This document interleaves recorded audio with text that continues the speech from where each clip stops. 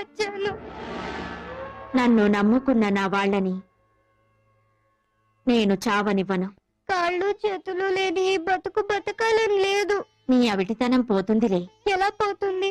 2 చేతులు లేని దాన్ని ఈ జన్మలో నా చేతులతో నీకు పసుపు కుంకుమలతో అభిషేకం ఎలా చేయగలను? 2 చేతులు కాదు, నా 8 చేతులు నీకిస్తాను. లే, అభిషేకం చెయ్యి. లే.